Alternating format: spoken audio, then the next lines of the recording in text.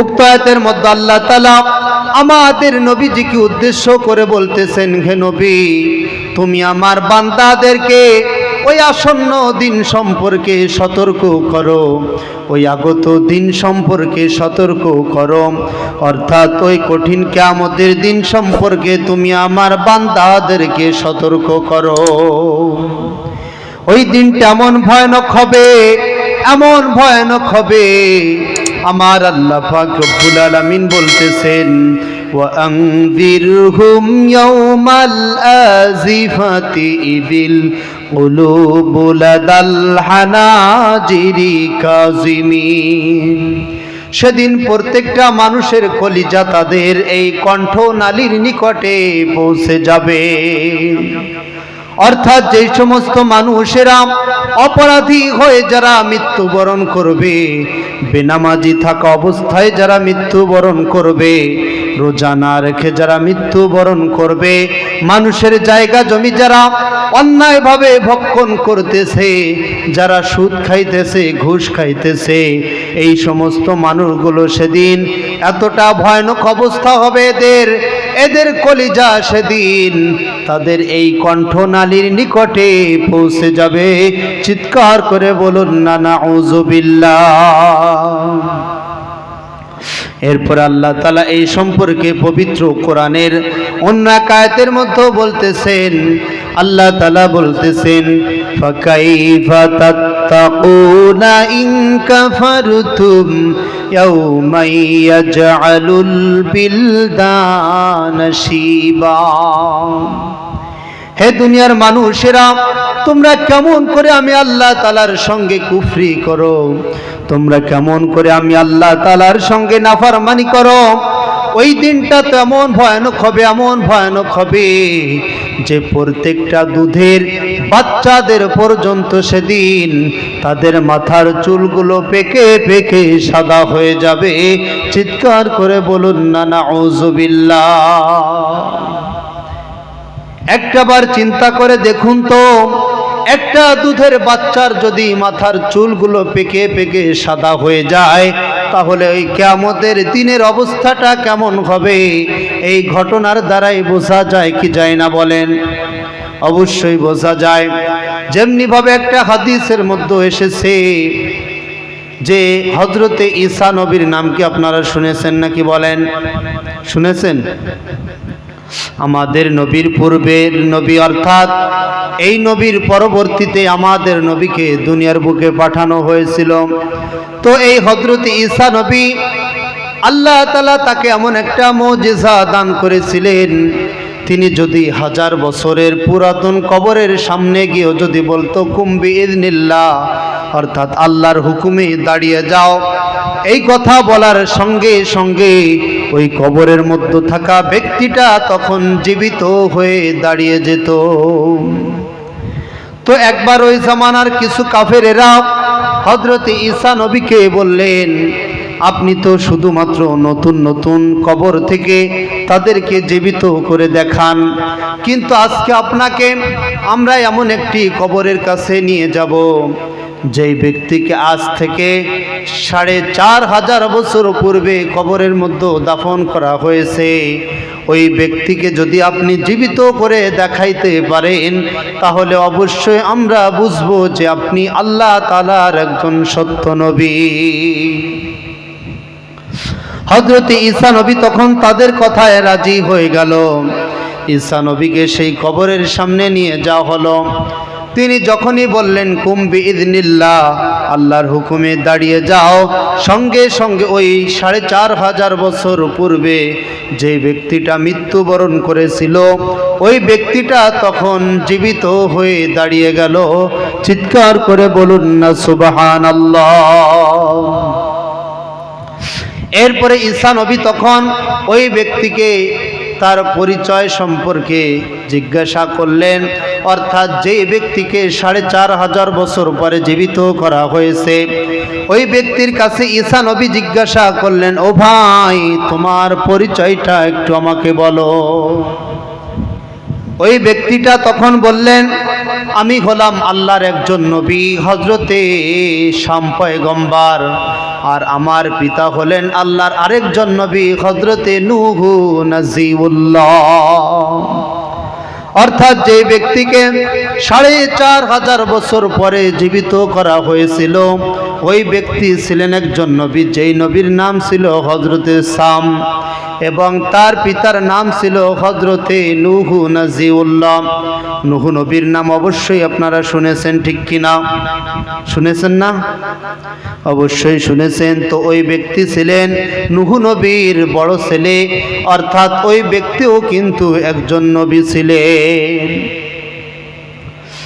যখন এই কথা বললেন হযরতে ঈসা নবী তখন বললেন, আমি তোমার এই কথাটা বিশ্বাস করি না। হযরতে শাম নবী তখন ঈসা নবীকে জিজ্ঞাসা করলেন যে তুমি আমার কথা কেন বিশ্বাস করো না, আমাকে একটু তুমি বলো। ঈসা নবী তখন ওই শাম নবীকে বললেন, আমি তাওরাত এবং ইনজিল কিতাবের হাফেজ এবং আলেম। অর্থাৎ মুসা নবীর উপর যেই তাওরাত কিতাব নাজিল করা হয়েছিল, আমি সেই তাওরাতেরও হাফেজ এবং আলেম, এবং আমার উপরে যেই ইনজিল কিতাব নাজিল করা হয়েছে, আমি এই ইনজিল কিতাবেরও হাফেজ এবং আলেম, এবং আমি তাওরাত এবং ইনজিল কিতাব পড়ে যতটুকু জানতে পেরেছি, আজ থেকে ৪৫০০ বছরের পূর্বের মানুষদের বয়স যতই হোক না কেন, তাদের কখনো চুলও পাকত না, তাদের কখনো দাড়িও পাকত না, এবং তারা যতই কষ্ট ক্লান্ত করত না কেন, কখনো তাদের শরীর থেকে ঘাম ঝরত না। কিন্তু আমি তো দেখতে পাইতেছি তোমার শরীর থেকে ঘাম ঝরতেছে, এর কারণটা কি? ওই সময় এই শাম নবী তখন হযরতে ঈসা নবীর এই কথার উত্তরে বললেন, আমার কপাল থেকে ঘাম ঝরার কারণ হলো আমার মৃত্যুর সময় এতটা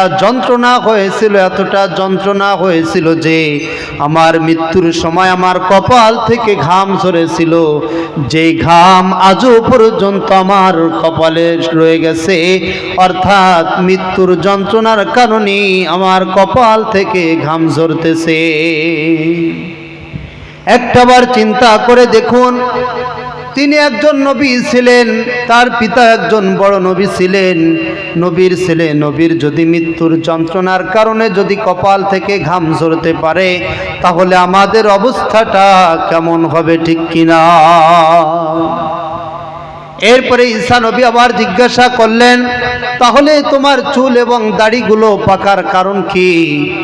ঈসা নবী তখন বললেন, এর কারণটা হলো তুমি যখন আমাকে কবর থেকে জীবিত করেছো, আমিও তো জানতাম যে আমি আমার কিতাবের মধ্যে পড়েছিলাম, অর্থাৎ আল্লাহ তাআলা আমাকে যে সহিফা দিয়েছিলেন, আমি ওই সহিফার মধ্যে যতটুকু পড়ে জানতে পেরেছি যে এই ব্যক্তিকে একবার কবরের মধ্যে দাফন করা হবে, ওই ব্যক্তিকে কিয়ামতের পূর্বে আর কখনো জীবিত করা হবে না। তো তুমি যখন আমাকে কবর থেকে আবার জীবিত করে উঠিয়েছো, আমি ওই সময় মনে মনে চিন্তা করেছি, এই বুঝি কিয়ামতের ময়দান কায়েম হয়ে গেছে। এই কিয়ামতের টেনশনে, এই কিয়ামতের চিন্তার কারণেই মূলত আমার চুল এবং দাড়িগুলো পেকে পেকে সাদা হয়ে গেছে।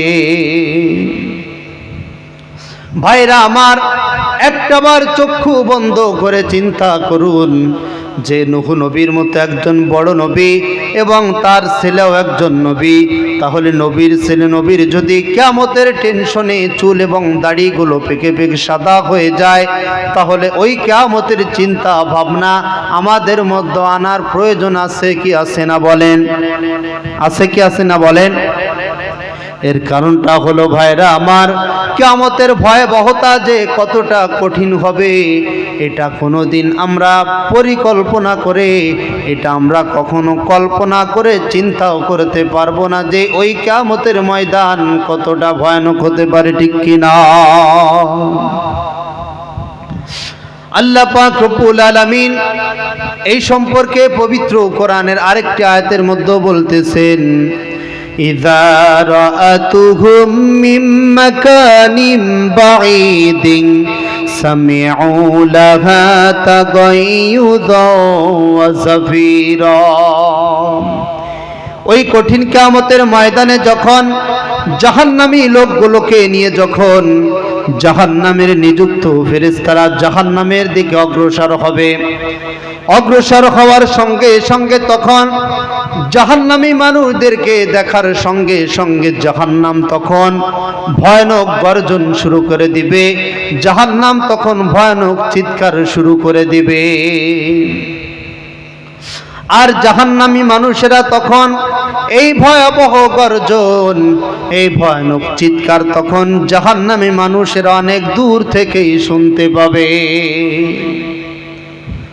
আর যখনই তারা জাহান্নামের এই ভয়াবহ গর্জন শুনতে পাবে, এরপরে তাদের অবস্থাটা কেমন হবে আমার আল্লাহ পাক রব্বুল আলামিন সেই কথার পরে রাতের মধ্যে বলতেছেন, আল্লাহ তাআলা বলতেছেন, ওয়া ইযা উলকু মিনহা মাকানান দাইকাম মুকাররানিনা দাউ হুনালিকা সুবুরা। এরপরে জাহান্নামী মানুষগুলোকে নিয়ে তখন জাহান্নামের সংকীর্ণ গর্তের মধ্যে নিক্ষেপ করা হবে। জাহান্নামের চিকন গর্তের মধ্যে তখন জাহান্নামীদেরকে ফেলে দেওয়া হবে। যখনই জাহান্নামী মানুষদেরকে জাহান্নামের ওই ভয়াবহ ওই গর্তের মধ্যে যখন নিক্ষেপ করা হবে, ফেলে দেওয়া হবে, জাহান্নামী মানুষেরা তখন জাহান্নামের আগুন তখন তারা সহ্য করতে পারবে না, জাহান্নামের শাস্তি তখন জাহান্নামীরা বরদাস্ত করতে পারবে না। আর এই কারণে তখন জাহান্নামী মানুষেরা আল্লাহ তাআলার কাছে জাহান্নাম থেকে বাঁচার জন্য তখন কাকুতি মিনতি করবে। জাহান্নামীরা তখন আল্লাহ তাআলার কাছে বলবেন, ও মালিক, তুমি এই জাহান্নামের মধ্যে আমাদেরকে মৃত্যু দিয়ে দাও, অথবা তুমি আমাদেরকে জাহান্নামের মধ্যে একেবারে ধ্বংস করে দাও। আল্লাহ তাআলা তখন জাহান্নামীদের এই কথার উত্তরে বলবেন, লা তাদউল ইয়াউমা সুবুরাও ওয়াহিদাও ওয়াদউ সুবুরান কাসীরা। ও জাহান্নামীরা, আজকে তোমরা এক মৃত্যু কামনা করো না, আজকে তোমরা এক ধ্বংস কামনা করো না। আজকে যদি তোমরা অসংখ্য বারো নিজেরা নিজেদের জন্য মৃত্যু কামনা করো, আজকে যদি তোমরা অসংখ্য বারো নিজেরা নিজেদের জন্য ধ্বংস কামনা করো, তবুও তোমাদেরকে আর কোনোদিন মৃত্যু দেওয়া হবে না এবং তোমাদেরকে আর কোনোদিন জীবিত করা হবে না। অর্থাৎ একেবারে সেখানে তারা ভালোভাবে জীবিত থাকতে পারবে না এবং জাহান্নামীরা সেখানে মৃত্যু বরণ করবে না। চিৎকার করে বলুন না নাউযুবিল্লাহ। এরপরে জাহান্নামী মানুষেরা যখন ওই জাহান্নামের মধ্যে প্রবেশ করবে, তখন তাদেরও শরীরের মধ্যে একটা পোশাক থাকার প্রয়োজন আছে কি আছে না বলেন? আছে কি আছে না বলেন? জাহান্নামীরা তার একেবারে উলঙ্গ তো আর জাহান্নামে যাইবে না, ঠিক কি না? তাদেরও শরীরে একটা পোশাক থাকবে। তো জাহান্নামীদের সেই পোশাকটা কি দিয়ে তৈরি করা হবে আমার আল্লাহ পাক রব্বুল আলামিন সেই কথাটিও পবিত্র কোরআনের আরেকটি আয়াতের মধ্যে বলতেছেন। আল্লাহ তাআলা বলতেছেন, ফাল্লাযীনা কাফারু কুত্তিআত লাহুম সিয়াবুম মিন নার। জাহান্নামের আগুন কেটে কেটে ওই আগুনের দ্বারা তাদের জন্য পোশাক তৈরি করা হবে। আর জাহান্নামের আগুনের দ্বারা ওই তৈরিকৃত পোশাকটাই তখন জাহান্নামীদের শরীরের মধ্যে পরিধান করিয়ে দেওয়া হবে। চিৎকার করে বলুন না নাউযুবিল্লাহ। একটাবার একটু চিন্তা করে দেখুন যে জাহান্নামের আগুন তো অনেক দূরের কথা, এই দুনিয়ার আগুন দিয়ে যদি একটা পোশাক তৈরি করা হয় আর ওই পোশাকটা যদি 1 ঘন্টার জন্য মাত্র কোনো মানুষের শরীরে যদি পরিধান করিয়ে দেওয়া হয় আর তাকে যদি বলা হয় এর বিনিময়ে তোমাকে 100 কোটি টাকা দেওয়া হবে, এরপরেও এই পৃথিবীর কোনো সুস্থ মানুষকে এতে রাজি হবে নাকি বলেন? হবে? কোনো দিন রাজি হবে না। অথচ আমার আল্লাহ পাক রব্বুল আলামিন প্রত্যেকটা জাহান্নামী মানুষদের জন্য আগুনের পোশাক তৈরি করে রেখে দিয়েছেন। এই পোশাকটা জাহান্নামীদের শরীরের মধ্যে আমার আল্লাহ তাআলা ফেরেশতাদের মাধ্যমে পরিধান করিয়ে দিবেন। আর যখনই জাহান্নামীরা এই আগুনের পোশাক পরিধান করবে, এরপরে তাদের অবস্থাটা কেমন হবে আমার আল্লাহ তাআলা সেই কথাটিও পবিত্র কোরআনের মধ্যে বলতেছেন। আল্লাহ তাআলা বলতেছেন, ইউসাব্বু মিন ফাওকি রুউসিহিমুল হামিম। জাহান্নামীদের শরীরের মধ্যে যখন জাহান্নামের আগুনের দ্বারা তৈরিকৃত এই পোশাকটা যখন পরিধান করিয়ে দেওয়া হবে, এরপরে জাহান্নামীদের মাথার উপরে তখন জাহান্নামের আগুনের দ্বারা কোটি কোটি বছর ধরে যে পানি ফুটানো হয়েছে, জ্বালানো হয়েছে, এই ফুটন্ত গরম পানি তখন জাহান্নামীদের মাথার উপরে ঢেলে দেওয়া হবে। আর যখনই জাহান্নামীদের মাথার উপরে ওই ফুটন্ত গরম পানি ঢেলে দেওয়া হবে, সঙ্গে সঙ্গে জাহান্নামীদের মাথার চুলগুলো তখন খসে খসে পড়ে যাবে। জাহান্নামীদের শরীর থেকে চামড়া গোশত সব কিছু তখন খসে খসে পড়ে যাবে। চিৎকার করে বলুন না নাউযুবিল্লাহ।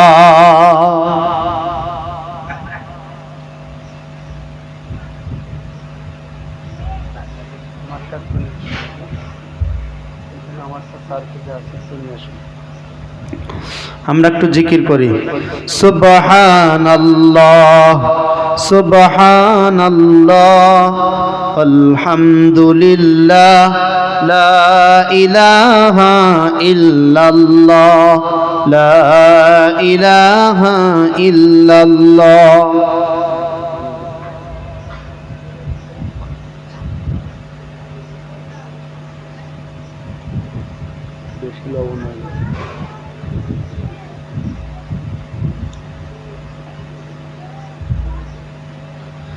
সুবহানাল্লাহ আলহামদুলিল্লাহ লা ইলাহা ইল্লাল্লাহ।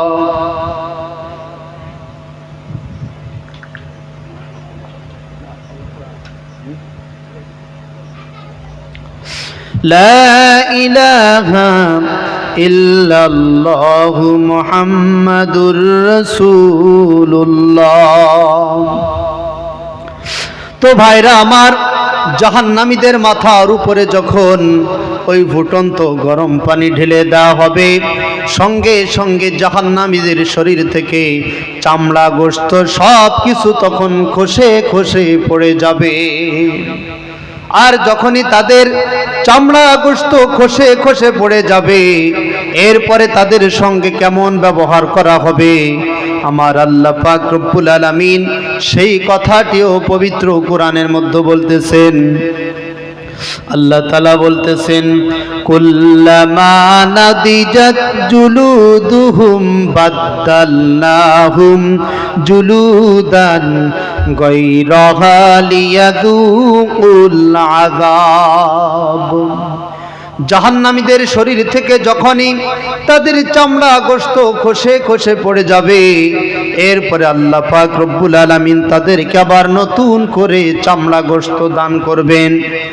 অর্থাৎ পূর্বে যেমনি ভাবে সে একজন সুস্থ মানুষ ছিল, আল্লাহ পাক রব্বুল আলামিন তাকে আবার পুনরায় ওরকম ভাবে সুস্থতা দান করবেন। এরপরে আবার ওই ফুটন্ত গরম পানি তাদের মাথার উপরে ঢেলে দেওয়া হবে। আবারও চামড়া গোশত সব কিছু খসে খসে পড়ে যাবে। আবারও আল্লাহ তাআলা নতুন করে সব কিছু দান করবেন। আবার ওই ফুটন্ত গরম পানি ঢেলে দেওয়া হবে। আবারও তার শরীর থেকে চামড়া গোশত খসে খসে পড়ে যাবে।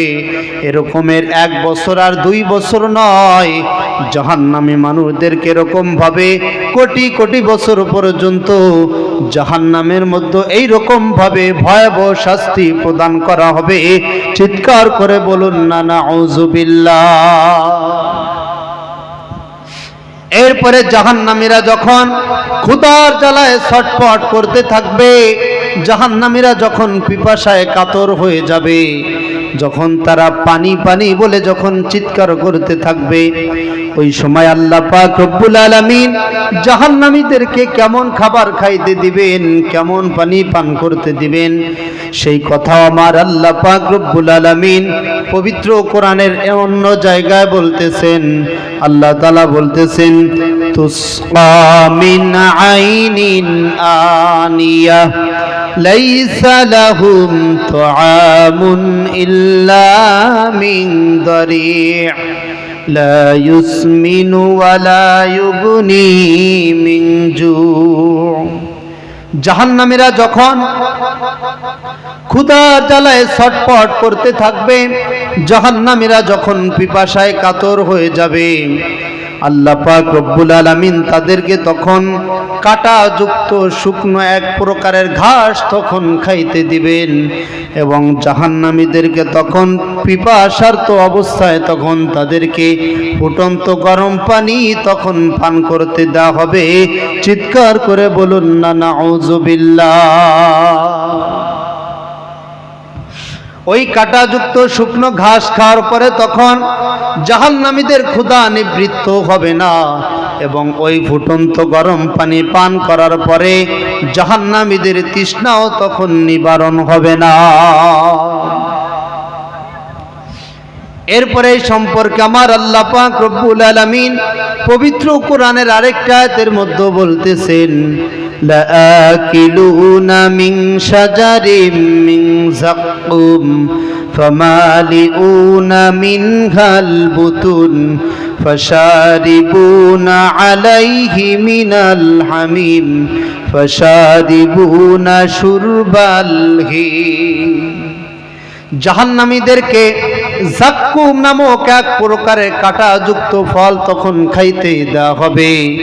ওই ফলটা যখনই জাহান্নামীরা তাদের মুখের ভিতরে রাখবে, ওই ফলটা এতটা ভয়ানক হবে, এতটা ভয়ানক হবে যে জাহান্নামীদের মুখটা তখন ছিদ্র ছিদ্র হয়ে যাবে। জাহান্নামীদের মুখে তখন ছিদ্র ছিদ্র করে দিবে।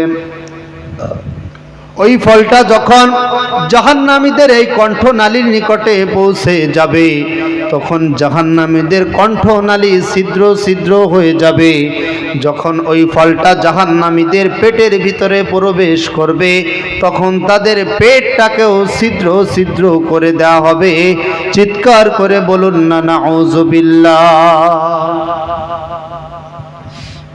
এরপরে জাহান্নামীদেরকে তখন ফুটন্ত গরম পানি তাদের সামনে রাখা হবে, আর ওই ফুটন্ত গরম পানি পাওয়ার সঙ্গে সঙ্গে জাহান্নামীর এমন ভাবে পান করতে শুরু করে দিবে, যেমনি ভাবে একটা পিপাসার্ত উটের সামনে যদি 1 সপ্তাহ পরে কিছু ঠান্ডা পানি রাখা হয়, ওই উটটা তখন ওই ফুটন্ত ওই ঠান্ডা পানি পাওয়ার সঙ্গে সঙ্গে যেমনি ভাবে পান করতে শুরু করে দেয়, ঠিক তেমনি ভাবে জাহান্নামীদের সামনে যখন ওই ফুটন্ত গরম পানি রাখা হবে, জাহান্নামীরা তখন পিপাসার্ত উটের মতো তখন পান করতে শুরু করে দিবে। চিৎকার করে বলুন না নাউযুবিল্লাহ। আপনারা বলতে পারেন, জাহান্নামীরা কেন এই ফুটন্ত গরম পানি পান করবে? এই প্রশ্নের উত্তর হলো, জাহান্নামীরা সেখানে তো কোনো ঠান্ডা সুপেয় পানি পাইবে না। এই জন্য জাহান্নামীরা সেদিন ওই ফুটন্ত গরম পানি পাওয়ার সঙ্গে সঙ্গেই তখন জাহান্নামীরা তখন পান করতে শুরু করে দিবে। চিৎকার করে বলুন না নাউযুবিল্লাহ। এরপরে জাহান্নামীদেরকে আরো শাস্তি দেওয়া হবে। আল্লাহ তাআলা বলতেছেন, লা ইয়াযুকুনা ফিহা বারদাও ওয়ালা শারাবা ইল্লা হামিমা ওয়া গাসসাকা লা ইয়াদুকুনা ইল্লা হামিমা ওয়া গাসসাকা লা ইয়াদুকুনা ফিহা বারদাও ওয়ালা শারাবা। জাহান্নামীদেরকে সেখানে কোনো ঠান্ডা পানি এবং শরবত পান করতে দেওয়া হবে না, তবে জাহান্নামীদেরকে শুধুমাত্র ফুটন্ত গরম পানি আর পুষ তখন পান করতে দেওয়া হবে। এমন গন্ধযুক্ত পুষ তখন পান করতে দেওয়া হবে, ওই গন্ধযুক্ত পুষ যদি কোনো মানুষের সামনে রাখা হয়, ওই মানুষের কলিজা পর্যন্ত তখন বের হয়ে আসবে, নাড়ি ভুড়ি সব কিছু তখন বের হয়ে আসবে। এমন দুর্গন্ধময় পুষ তখন জাহান্নামীদের সামনে তখন পান করতে দেওয়া হবে। চিৎকার করে বলুন না নাউযুবিল্লাহ। এরপরে জাহান্নামীদের এই ভয়াবহ শাস্তি যখন জাহান্নামে নিযুক্ত ফেরেশতারা দেখতে পাবে, তখন কিছু কিছু ফেরেশতারা পর্যন্ত জাহান্নামীদের কাছে জিজ্ঞাসা করবেন, কুল্লামা উলকিয়া ফিহা ফাউজুন সাআলাহুম খাজানাতুহা আলাম ইয়াতিকুম নাযীর। ও জাহান্নামীরা, ও জাহান্নামীরা, তোমরা যখন দুনিয়ার বুকে যখন জীবন যাপন করতেছিলে, ওই সময় তোমাদের কাছে কি কোনো সতর্ককারী গিয়েছিল না? ওই সময় তোমাদের কাছে কি কোনো মানুষ গিয়ে তোমাদেরকে জাহান্নাম সম্পর্কে কি সতর্ক করেছিল না? জাহান্নামীরা তখন এই কথার উত্তরে বলবেন, ক্বালু বালা ক্বাদ জাআনা নাযীর। হ্যাঁ, আমাদের নিকটে ভীতি প্রদর্শনকারী এসেছিল, আমাদের নিকটে সতর্ককারী এসেছিল, কিন্তু আমরা তখন তাদের কথা অমান্য করেছিলাম, আমরা তাদের কথাগুলোকে অস্বীকার করেছিলাম, যার কারণে আজকে আমরা এই সাইর নামক জাহান্নামের অধিবাসী হয়ে গেছি। চিৎকার করে বলুন না নাউযুবিল্লাহ। তো ভাইরা আমার, এই জাহান্নাম সম্পর্কে যেই কথাগুলো বললাম, এই কথাগুলোর দ্বারা আপনারা কি বুঝতে পারলেন? জাহান্নামের এই শাস্তিগুলো কি আমাদের দ্বারা সহ্য করা সম্ভব নাকি? বলেন, সম্ভব? বলেন, জাহান্নামের এই শাস্তিগুলো আমরা কি কেউ ভোগ করতে পারবো? বলেন, সহ্য করতে পারবো? পারবো না। কিন্তু ভাইরা আমার, সহ্য করতে পারি অথবা নাই পারি, যদি আমরা আল্লাহ তাআলার সঙ্গে নাফরমানি করি, তাহলে অবশ্যই আমাদেরকে এই শাস্তিগুলো ভোগ করতেই হবে, ঠিক কিনা? পক্ষান্তরে আল্লাহ পাক রব্বুল আলামিন এমন সুন্দর জান্নাত তৈরি করেছেন, এমন সুন্দর জান্নাত তৈরি করে রেখে দিয়েছেন যে ওই জান্নাতের মধ্যে আমার আল্লাহ পাক রব্বুল আলামিন এমন সুন্দর ব্যবস্থা করেছেন। আজকে আপনারা যেমনি ভাবে এইখানে একটা মাহফিলের ব্যবস্থা করেছেন, আমার আল্লাহ পাক রব্বুল আলামিন ও জান্নাতের মধ্যে এরকম ভাবে মাহফিলের ব্যবস্থা করবেন। সুবহানাল্লাহ। আল্লাহ তাআলা জান্নাতের মধ্যে মাহফিলের ব্যবস্থা করার পরে সর্বপ্রথম ফেরেশতাদের মাধ্যমে তখন কোরআন তেলাওয়াত করাবে। ফেরেশতারা যখন কোরআন থেকে তিলাওয়াত করবেন, জান্নাতি মানুষেরা এতটা ব্যাকুল হয়ে যাবে, এতটা পাগল হয়ে যাবে যে জান্নাতি মানুষেরা তখন আল্লাহ তাআলাকে বলবেন, ও মালিক, এত সুন্দর তিলাওয়াত তো আমরা আগে কখনো শুনতে পাই না। আল্লাহ তাআলা তখন জান্নাতি মানুষদেরকে বলবেন, ও আমার জান্নাতি বান্দারা, তোমরা কি এর চাইতে আরো সুন্দর তিলাওয়াত শুনতে চাও নাকি? জান্নাতি মানুষেরা তখন বলবেন, মালিক, যদি এর চাইতে কোনো সুন্দর তেলাওয়াত থেকে তাকে অবশ্যই আমরা শুনতে চাই, তবে আমাদের ধারণা নেই যে এমন সুন্দর তেলাওয়াত আর হতে পারে। আল্লাহ পাক রব্বুল আলামিন তখন এমন একজন নবীকে তখন কোরআন তেলাওয়াত করার জন্য ডাকবেন, যেই নবীকে আমার আল্লাহ পাক রব্বুল আলামিন এই পৃথিবীর ইতিহাসে সবচেয়ে সুন্দর একটা কণ্ঠ দান করেছিলেন। চিৎকার করে বলুন না সুবহানাল্লাহ। আল্লাহ তাআলা এই পৃথিবীর ইতিহাসে কোন নবীকে সবচেয়ে সুন্দর কণ্ঠ দান করেছিলেন? অর্থাৎ আমাদের নবীর পরে কোন নবীকে সবচেয়ে সুন্দর কণ্ঠ দান করা হয়েছে বলুন? আল্লাহর নবী হযরতে দাউদ আলাইহিস সালাতু ওয়াস সালাম। এই দাউদ নবীকে তখন কোরআন তেলাওয়াত করার জন্য ডাকা হবে। হযরতে দাউদ আলাইহিস সালাতু ওয়াস সালাম যখন কোরআন থেকে তেলাওয়াত করতে শুরু করে দিবে, ওই সময় জান্নাতি মানুষের আগের থেকে আরো বেশি ব্যাকুল হয়ে যাবে, আরো বেশি পাগল হয়ে যাবে। সুবহানাল্লাহ। জান্নাতি মানুষেরা তখন এতটা অবাক হয়ে যাবে যে তাদের মধ্যে কোনো হুঁশও থাকবে না। এর কারণটা হলো আমার আল্লাহ পাক রব্বুল আলামিন হযরতে দাউদ আলাইহিস সালাতু ওয়াস সালামকে এমন সুন্দর কণ্ঠ দান করেছিলেন, এমন সুন্দর কণ্ঠ দান করেছিলেন যে দাউদ নবীর উপর যে জাবুর কিতাব নাজিল হয়েছিল, দাউদ নবী যখন ওই জাবুর শরীফ থেকে তেলাওয়াত করতেন, তার এই মধুময় কণ্ঠ তেলাওয়াত, তার ওই মধুর কণ্ঠের তেলাওয়াত শোনার জন্য আসমানের উড়ন্ত পাখিরা পর্যন্ত উড়া বাদ দিয়ে তখন জমিনে নেমে আসতো। চিৎকার করে বলুন না সুবহানাল্লাহ।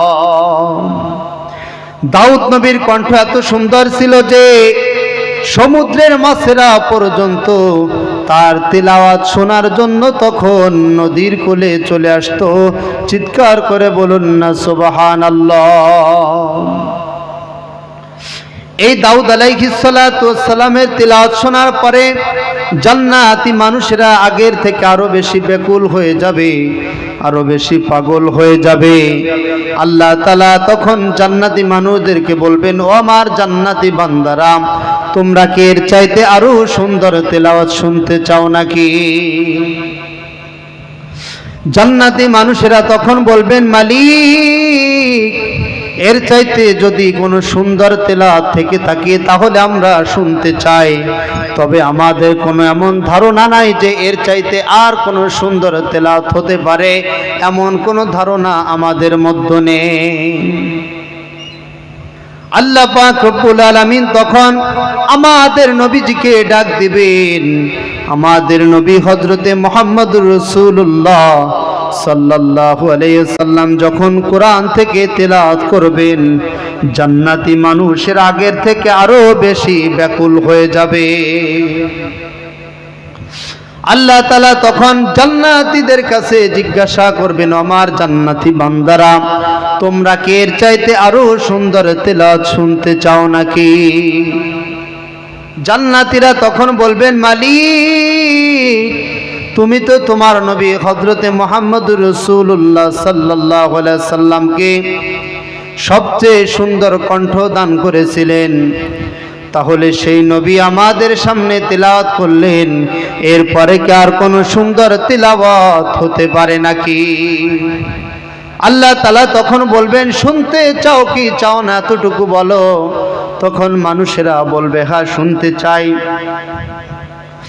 আল্লাহ পাক রব্বুল আলামিন তখন তিনি নিজের কণ্ঠে তার জান্নাতি বান্দাদেরকে তখন সূরা আর রহমান থেকে তিলাওয়াত করে শোনাবেন।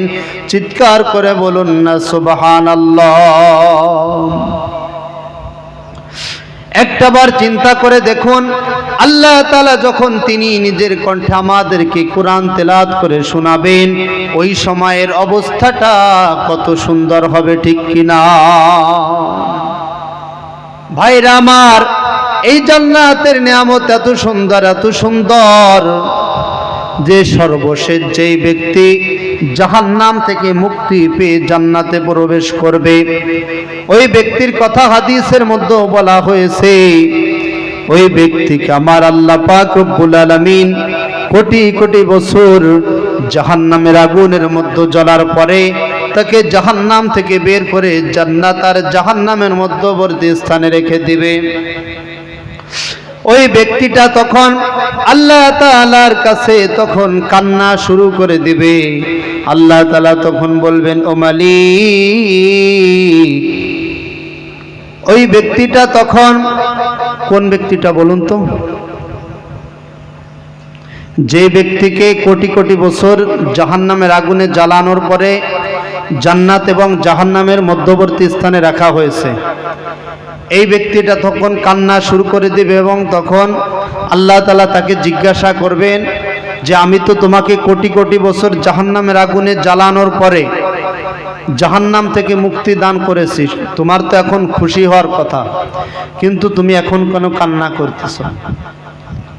আল্লাহ তাআলা যখন জান্নাতি ব্যক্তিকে অর্থাৎ ওই ব্যক্তির কাছে যখন এই প্রশ্ন করবেন, ওই ব্যক্তিটা তখন আল্লাহ তাআলাকে বলবেন, ও মালিক, আমি এইখান থেকে তোমার জান্নাতের দৃশ্য একটু একটু করে দেখতে পাইতেছি, তুমি যদি দয়া করে আমাকে জান্নাতের গেটের সামনে পৌঁছে দিতে, তাহলে আমি তোমার জান্নাত আরো সুন্দর করে দেখতে পারতাম।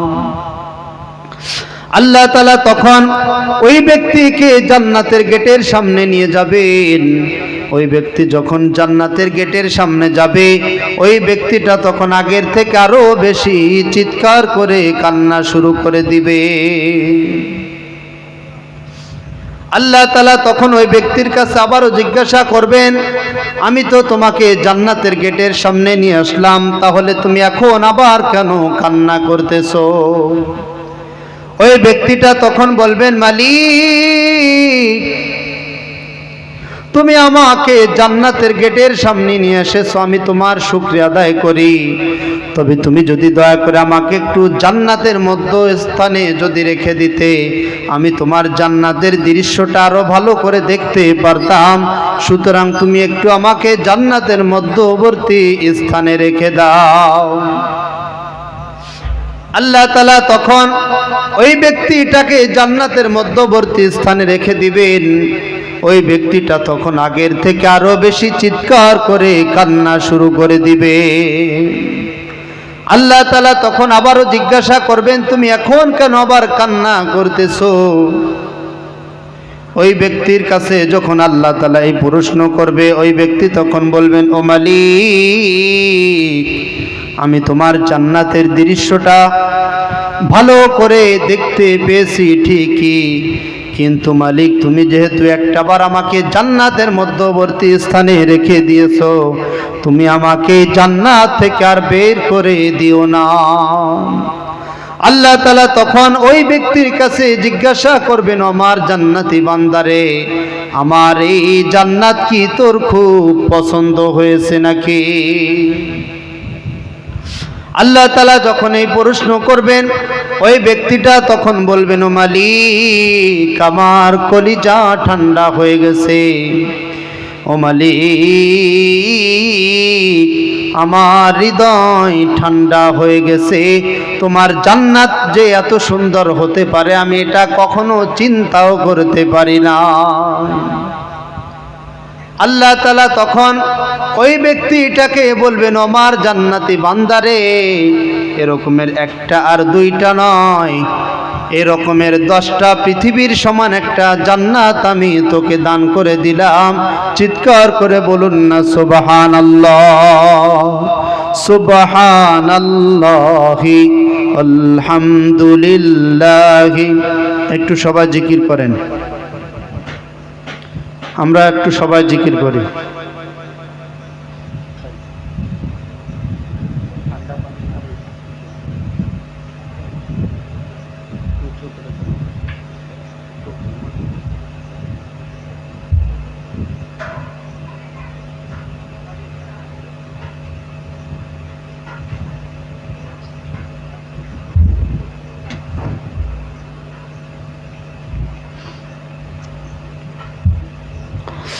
ওই ব্যক্তিটাকে তখন আল্লাহ পাক রব্বুল আলামিন 10টা পৃথিবীর সমান একটা জান্নাত তখন দান করে দিবেন। আর হাদিসের মধ্যে এসেছে এইটাই হলো সবচেয়ে ছোট জান্নাত। অর্থাৎ আমার আল্লাহ পাক রব্বুল আলামিন যেই ব্যক্তিকে সবচেয়ে ছোট জান্নাতটি দান করবেন, ওই জান্নাতটাও এই পৃথিবীর মতো 10টা পৃথিবীর সমান হবে। চিৎকার করে বলুন না সুবহানাল্লাহ। এইখানে আরেকটি মজার হাদিস রয়েছে। সেই হাদিসটা হলো, এই যে ছোট জান্নাতটি, এই ছোট জান্নাতটি ভারত এবং বাংলাদেশের কোনো মানুষকে কিন্তু দেয়া হবে না। আপনারা চিন্তা করতে পারেন এটা আবার কোথায় আছে? ভারত এবং বাংলাদেশের নাম কি আবার হাদিসের মধ্যে আছে নাকি? আসলে বিষয়টা এমন নয়। হাদিসের মধ্যে নবীজি বলেছেন, ওই ছোট জান্নাতটি যে ব্যক্তিকে আমার আল্লাহ তাআলা দান করবেন, ওই ব্যক্তির বাড়ি হবে সৌদি আরবে, তার বংশের নাম হবে কবিলায়ে জোহাইনিয়া। অর্থাৎ সৌদি আরবের কবিলায়ে জোহাইনিয়ার একটা ব্যক্তিকে আমার আল্লাহ পাক রব্বুল আলামিন ওই ছোট জান্নাতটি দান করবেন। তাহলে এই হাদিসের দ্বারাই আমরা বুঝতে পারলাম, অন্তত আমরা যদি জান্নাতে যেতে পারি, আল্লাহ তাআলা আমাদেরকে কমসে কম এই ছোট জান্নাতটি দিবেন না, ঠিক কিনা? আল্লাহ তাআলা আমাদেরকে কমসে কম এর থেকে বড় জান্নাত অবশ্যই দান করবেন, ঠিক কিনা? আমরা সকলেই পড়ি ইনশাআল্লাহ। আল্লাহ পাক রব্বুল আলামিন ওই জান্নাতের মধ্যে এত সুন্দর সুন্দর নিয়ামত দান করবেন, এমন সুন্দর সুন্দর নিয়ামত দান করবেন যে ওই জান্নাতের মধ্যে আল্লাহ পাক রব্বুল আলামিন জান্নাতি বান্দাদের সঙ্গে, জান্নাতি হুরদের সঙ্গে তখন বিবাহ বন্ধনে আবদ্ধ করে দিবেন।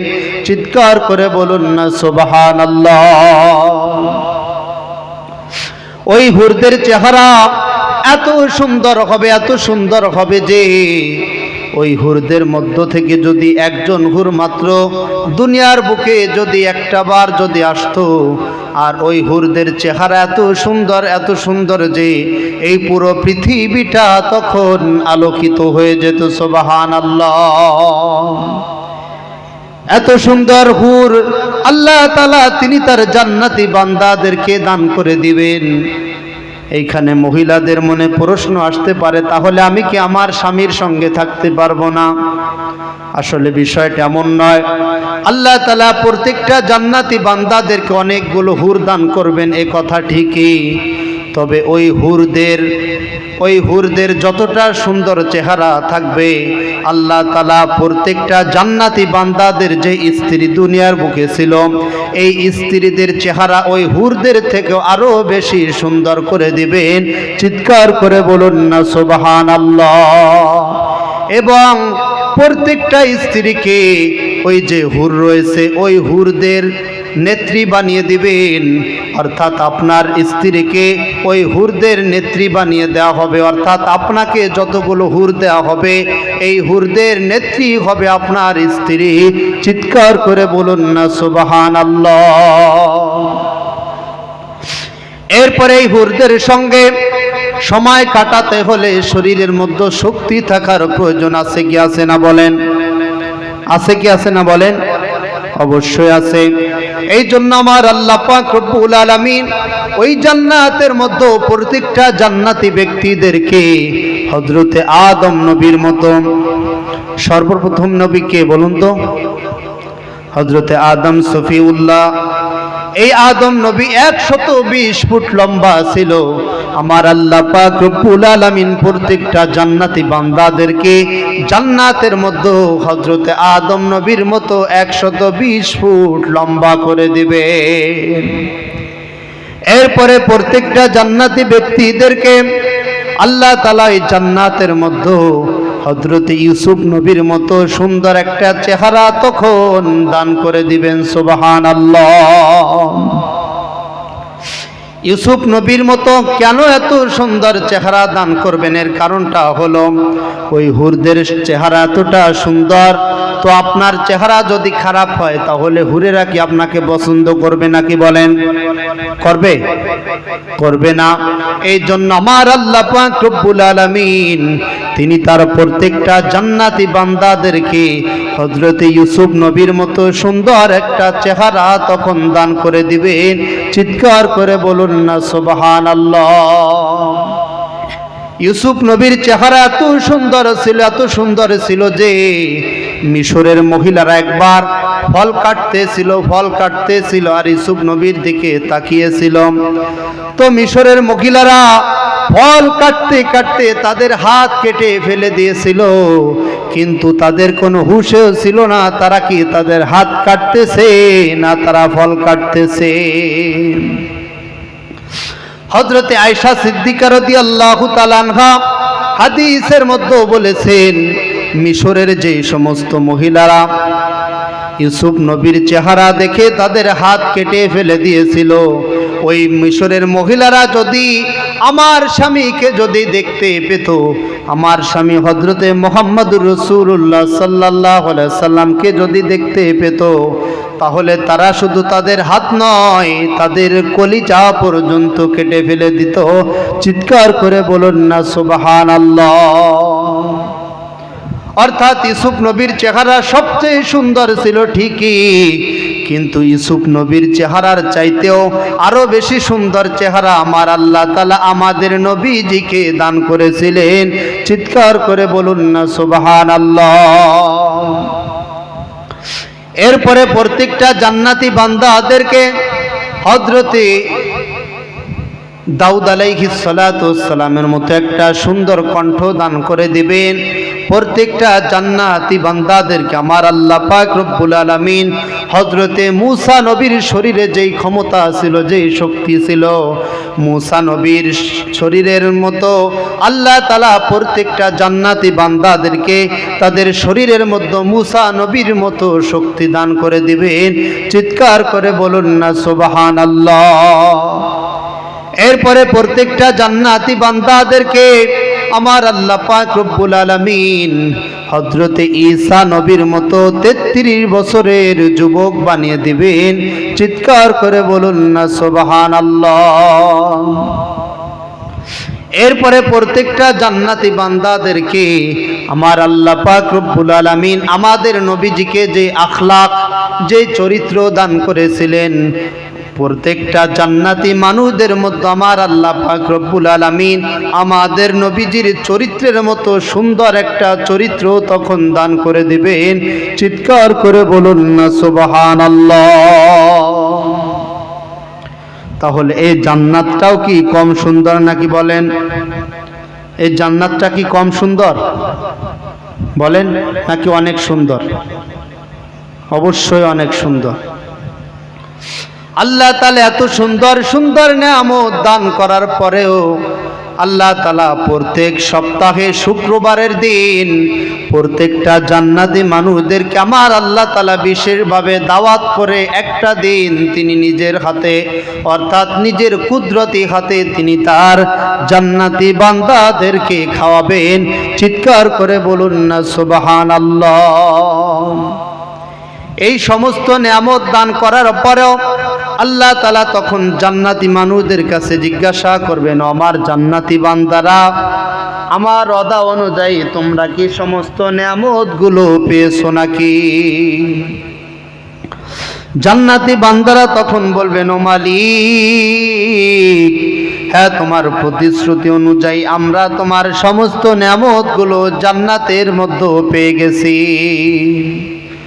আল্লাহ তাআলা তখন জান্নাতীদেরকে বলবেন, আমার জান্নাতি বান্দারা, না না, তোমরা সব পাও নাই, ওয়ালাদাইনা মাজিদ, আমার নিকটে আরো বেশি আছে। চিৎকার করে বলুন না সুবহানাল্লাহ। জান্নাতি বান্দারা তখন বুঝতে পারবে না সেই আরো বেশিটা কি। জান্নাতি বান্দারা বুঝতে পারবে না। আল্লাহ রাসূল সাল্লাল্লাহু আলাইহি সাল্লাম তখন আল্লাহ তাআলাকে বলবেন, ও মালিক, তোমার যেই বান্দারা তোমাকে না দেখেই যারা তোমাকে ভয় করেছিল, অকাতরে তারা তাদের জীবনটাকে বিলিয়ে দিয়েছিল, তোমার ওই সমস্ত বান্দারা তো তারা এখনো পর্যন্ত তোমাকে দেখতে পারে না। আল্লাহ তাআলা তখন তার সামনের থেকে 70,000 নূরের পর্দা তখন সরিয়ে দিবেন। তিনি তখন তার বান্দাদের সামনে চালো আফরোজ হবেন আর সেদিন প্রত্যেকটা বান্দা তাদের রবের দিকে তাকিয়ে থাকবে। প্রত্যেকটা বান্দা তখন আল্লাহর দিকে তাকিয়ে থাকবে, আর রব তার বান্দাদের দিকে তাকিয়ে থাকবে। চিৎকার করে বলুন না সুবহানাল্লাহ। আমরা একটু জিকির করি সুবহানাল্লাহি ওয়া বিহামদিহি সুবহানাল্লাহিল আযীম সুবহানাল্লাহি। সবাই একটু জিকির করুন।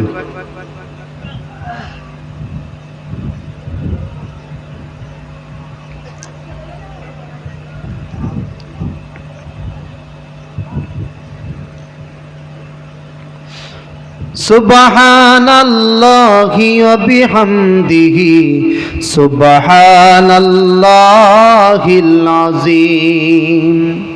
ভাইরা আমার, আল্লাহ পাক রব্বুল আলামিন যখন তিনি তার জান্নাতি বান্দাদের সামনে যখন জালো আফরোজ হবেন, জান্নাতি বান্দাদের সঙ্গে যখন দিদার দিবেন, জান্নাতি বান্দারা তখন পিছনে জান্নাতের মধ্যে যত নিয়ামত পেয়েছে সমস্ত নিয়ামতের কথা তখন ভুলে যাবে। চিৎকার করে বলুন না সুবহানাল্লাহ। এর কারণটা হলো আমার আল্লাহ তাআলার দিদার এতটা মজাদায়ক হবে, এতটা আনন্দদায়ক হবে যে জান্নাতের সমস্ত নিয়ামতের চাইতে আমার আল্লাহ তাআলার সঙ্গে দেখা করার মজাটা আরো বেশি হয়ে যাবে। চিৎকার করে বলুন না সুবহানাল্লাহ। তো ভাইরা আমার, আমি যে জাহান্নাম সম্পর্কে কথা বললাম, এই জাহান্নাম থেকে আমরা বাঁচতে চাই কি চাই না বলেন? চাই কি চাই না বলেন? অবশ্যই বাঁচতে চাই। এবং যেই জান্নাত সম্পর্কে কথা বললাম, এই জান্নাতেও আমরা যাইতে চাই কি চাই না বলেন? চাই কি চাই না বলেন? অবশ্যই চাই। কিন্তু যদি আমরা জাহান্নাম থেকে বাঁচতে চাই, শুধু চাইলেই কি বাঁচতে পারবো বলেন? পারবো না। বাঁচার জন্য কিছু কাজ করতে হবে। যেমনিভাবে 5 ওয়াক্ত নামাজ আদায় করতে হবে, রমজানের রোজা রাখতে হবে, হজ আদায় করতে হবে, যাকাত প্রদান করতে হবে, সুদ ঘুষ থেকে বিরত থাকতে হবে, ঠিক কি না? থাকতে হবে কি হবে না বলেন? অবশ্যই থাকতে হবে। এবং নামাজ রোজা করার পাশাপাশি এমন একটি বিশেষ মাস রয়েছে, যে রমজান মাস বাদেও আরও একটি মাস রয়েছে, যে মাসের নাম হলো মুহররম। এই মুহররমের 2টা দিনে রোজা রাখলে এত বেশি সওয়াব পাওয়া যায়, এত বেশি সওয়াব পাওয়া যায় যে অনেক মর্যাদাপূর্ণ আমলেও কিন্তু এত বেশি সওয়াব পাওয়া যায় না, যতটা বেশি সওয়াব পাওয়া যায় এই মুহররমের 9 তারিখে এবং 10 তারিখে, অথবা 10 তারিখে এবং 11 তারিখে রোজা রাখলে। তো আমরা এই 9 তারিখে এবং 10 তারিখে রোজা রাখতে চাই কি চাই না বলেন? চাই কি চাই না বলেন? আসলে ভাই, এই মুহররম হলো এতটাই ইতিহাসদায়ক, এই মুহররম মাসে এত বেশি ঐতিহাসিক ঘটনা ঘটেছে যে আমি যদি বলতে চাই অনেক সময় পার হয়ে যাবে। কিন্তু আসলে আপনারা আমাকে এত বেশি পরে মঞ্চে উঠিয়েছেন যে আমার নিজেরই আসলে ঘুম চলে আসতেছে। এই জন্য এত দেরিতে আসলে মঞ্চে উঠানো ঠিক নয়। অনেক সময় ঘুমের কারণে অনেক এমন কথা, যেই কথা আপনার সব সময় স্মরণে আছে, অথচ ঘুমের কারণে আপনি ভুলে যাইতেছেন। এরকম হয় কি হয় না বলেন? অনেক সময় হয়। এজন্য ভাই এদিকে একটু লক্ষ্য রাখবেন যে এত রাতে যেন মাহফিলে কোনো বক্তাকে না উঠানো হয়। এজন্য আগামীতে আমি আপনাদের কাছে আবেদন করব যে আগামীতে এত রাত পর্যন্ত মাহফিল নেবেন না। মাহফিল মাগরিবের পর থেকে শুরু করে দিবেন এবং 12টা-1টার মধ্যে শেষ করে দেওয়ার চেষ্টা করবেন। তো এরপরেও যেহেতু এটা মুহররম মাস, এই জন্য মুহররম মাসে যতগুলো ঐতিহাসিক ঘটনা আছে আমি একটু সংক্ষিপ্ত আকারে বলতে চাই। আপনারা শুনতে রাজি আছেন তো? সবাই রাজি আছেন তো বলুন। 1 নম্বরে বলতে চাই হযরতে আদম সফিউল্লাহ এবং হযরতে হাওয়া আলাইহিস সালাতু ওয়াস সালামের ঘটনা। আল্লাহ পাক রব্বুল আলামিন হযরতে আদম সফিউল্লাহ এবং হযরতে হাওয়া আলাইহিস সালাতু ওয়াস সালামকে জান্নাত থেকে বাহির করে দেওয়ার পরে যেই দিনটাতে হযরতে আদম সফিউল্লাহ এবং হাওয়া আলাইহিস সালাতু ওয়াস সালামের আবারও যখন তারা দুজনে যখন আবারও একদিন মিলিত হয়েছিলেন, তাদের যেই দিন মিলন হয়েছিল ওই দিনটাও ছিল 10ই মুহররম, আশুরার দিন। চিৎকার করে বলুন না সুবহানাল্লাহ। শুধু তাই নয়, শুধু তাই নয়, আল্লাহ নবী হযরতে নূহ নাজিউল্লাহ, এই নূহ নাজিউল্লাহর একটা ঘটনা শুনেছেন যে তার জামানায় পুরো পৃথিবীটা তলিয়ে গিয়েছিল, পানির নিচে চলে গিয়েছিল। কিন্তু আমার আল্লাহ পাক রব্বুল আলামিন মুসা নবীকে একটা নৌকা তৈরি করতে বলেছিলেন। ওই নৌকাটিতে নূহ নবী সহ তার সমস্ত ঈমানদার উম্মতদেরকে নিয়ে তিনি আরোহণ করেছিলেন। ওই নৌকাটা যেই দিন জুদি পাহাড়ের উপর যেই দিন ভিড়েছিল, ওই দিনটাও অন্য কোনো দিন ছিল না, ওই দিনটাও ছিল 10ই মুহররম, আশুরার দিন। চিৎকার করে বলুন না সুবহানাল্লাহ। শুধু তাই নয়, শুধু তাই নয়, হযরতে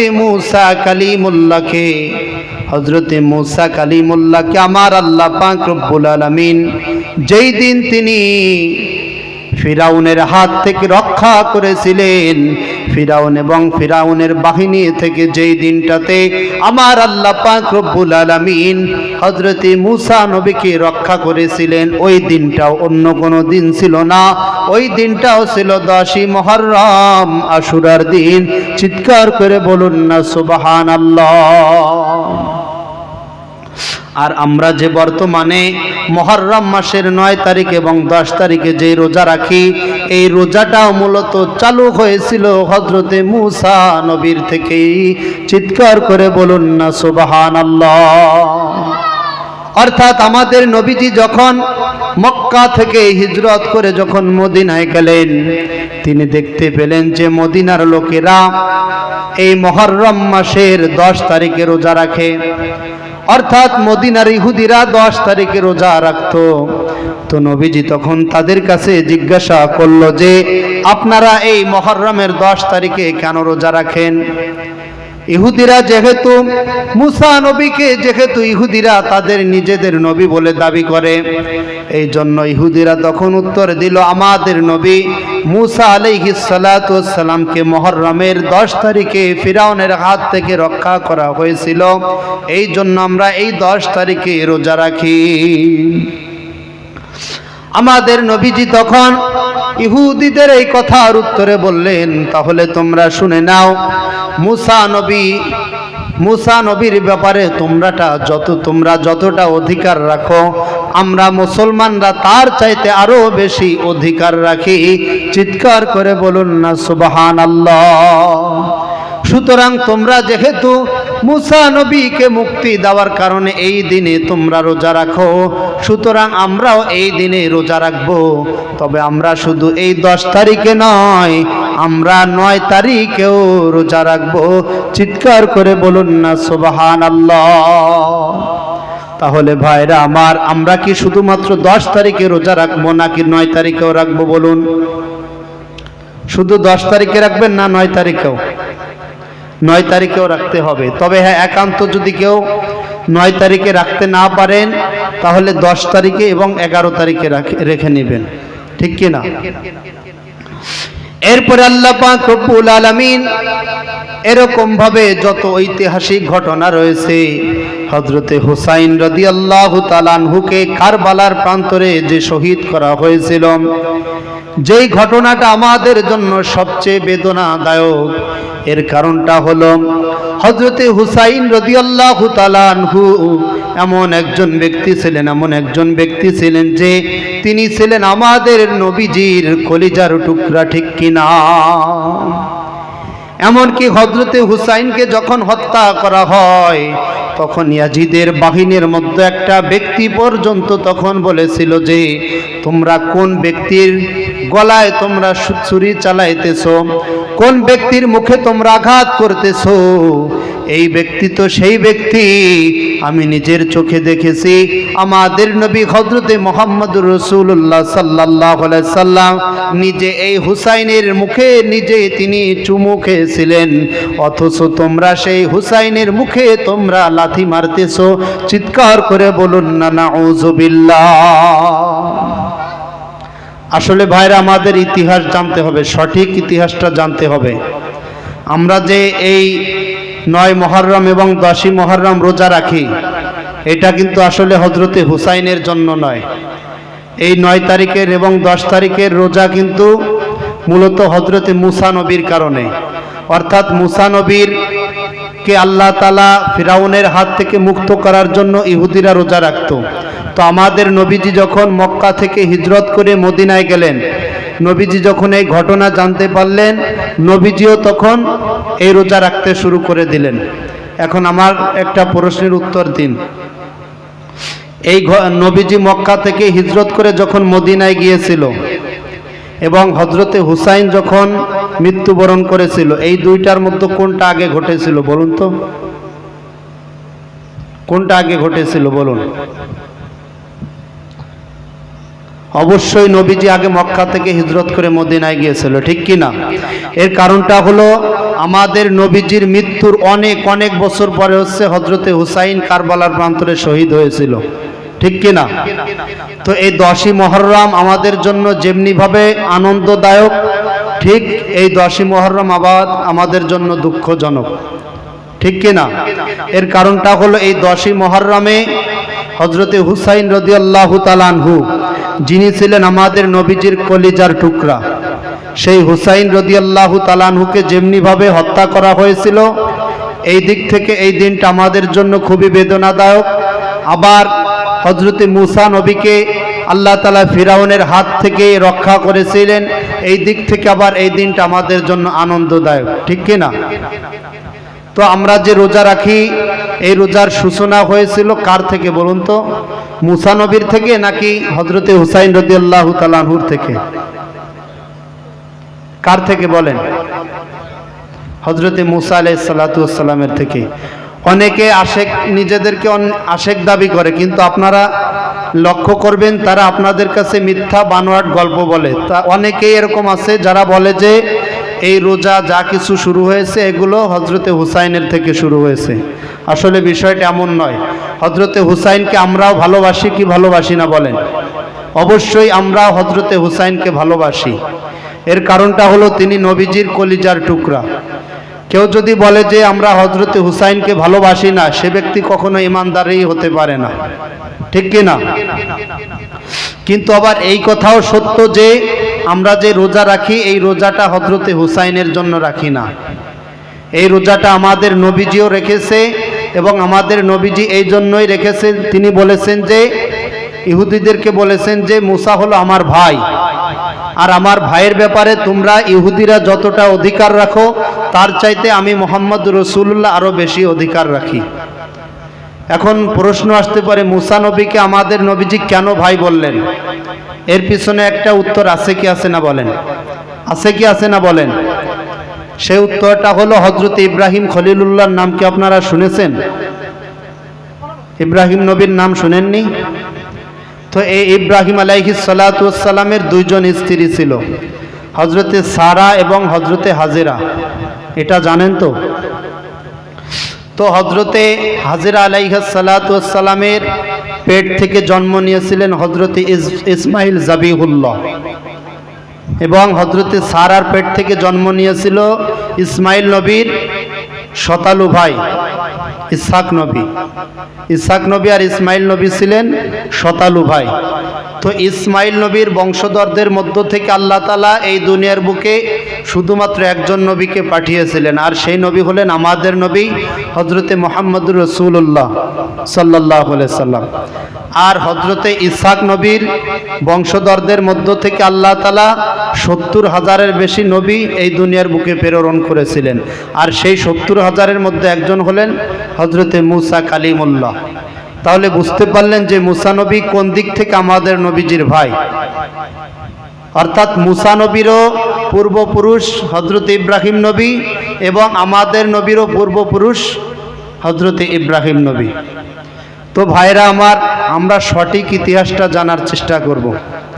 আল্লাহ তাআলা আমাদের সকলকে এই 10ই মুহররমের সঠিক ইতিহাস জানার তৌফিক দান করুক। আমরা সকলেই পড়ি আমিন। এবং আমরা যেন এই 10ই মুহররমে এবং 9ই মুহররমে রোজা রাখতে পারি, আল্লাহ তাআলা আমাদের সকলকে সেই তৌফিক দান করুক। আমরা সকলেই পড়ি আমিন। এবং আমি আপনাদের সামনে আরেকটি কথা বলতে চাই যে আপনারা এই যে জলসা করেন, মসজিদ করেন, মাদ্রাসা করেন, এর জন্য টাকার প্রয়োজন আছে কি আছে না বলেন? আপনারা যদি এই সমস্ত কাজের জন্য সহযোগিতা না করেন, তাহলে কি আরেক দেশ থেকে এসে সহযোগিতা কেউ করবে বলেন? করবে না। এজন্য এই সমস্ত প্রতিষ্ঠান টিকে রাখতে হলে আপনাদেরকেই সাহায্যের হাত বাড়িয়ে দিতে হবে। আর যদি আপনারা এটা করতে পারেন, আল্লাহ পাক রব্বুল আলামিন আপনাদেরকে হযরত আবু বকর সিদ্দিক রাদিয়াল্লাহু তাআলা আনহুর সঙ্গে জান্নাত দান করলে করতে পারেন কি পারেন না বলেন? অবশ্যই পারেন। এমন একটি ঘটনা আছে যে একটা ব্যক্তির জান কবজ করার সময় খুবই নিকটবর্তী হয়ে গিয়েছিল, কিন্তু তিনি যখন কোনো এক ফকিরকে কিছু টাকা পয়সা দান করলেন, আল্লাহ পাক রব্বুল আলামিন তার ওই দান করার কারণে এতটা খুশি হয়ে গেল যে ফকিরকে ওই ব্যক্তিটা দান করেছিল, সেই ফকির আল্লাহ তাআলার কাছে দোয়া করেছিল, মালিক এই ব্যক্তিটা আমাকে যত টাকা দান করেছে প্রত্যেকটা টাকার বিনিময়ে তাকে 1 বছরের হায়াতের জিন্দেগি লম্বা করে দাও। আল্লাহ পাক রব্বুল আলামিন ওই ফকিরের দোয়া কবুল করেছিলেন এবং ওই ব্যক্তিকে ওই পরিমাণের আরও বেশি বছরের হায়াতের জিন্দেগি দান করে দিয়েছিলেন। এই জন্য ভাইরা আমার, আমরাও বেশি বেশি করে মসজিদ, মাদ্রাসা এবং এই ধরনের জলসায় দান করতে রাজি আছি কি আছি না বলেন?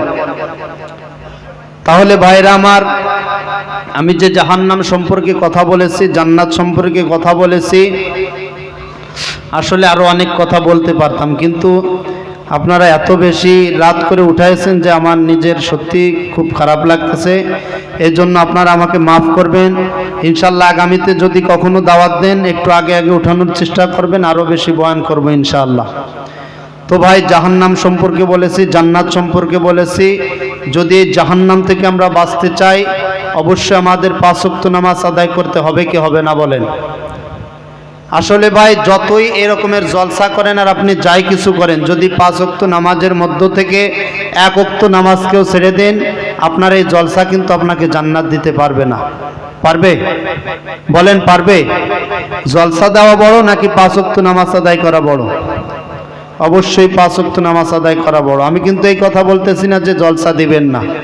এই জলসার মাধ্যমে অনেক মানুষ নাজাত পাইতেছে, অনেক মানুষ নামাজি হইতেছে। হচ্ছে কি হচ্ছে না বলেন? অবশ্যই হচ্ছে। এই জন্য জলসাও করতে হবে এবং জলসা করার সঙ্গে সঙ্গে 5 ওয়াক্ত নামাজও কিন্তু আদায় করতে হবে এবং রমজানের 30টি রোজা রাখতে হবে। যাদের উপর হজ ফরজ, হজ আদায় করতে হবে। যাদের উপর যাকাত ফরজ, যাকাত দিতে হবে। তাহলে আমরা এই ভয়াবহ জাহান্নাম থেকে বাঁচতে পারবো এবং জান্নাতের নিয়ামত সম্পর্কে যেই কথাগুলো বলেছি, আমরা ওই সুন্দর জান্নাতের নিয়ামত ভোগ করতে পারবো। আল্লাহ তাআলা আমাদের সকলকে উক্ত আমলগুলো করার তৌফিক দান করুক। আমরা সকলেই পড়ি আমিন। ওয়া আখিরু দাওয়ানা আনিল হামদুলিল্লাহি রাব্বিল আলামিন।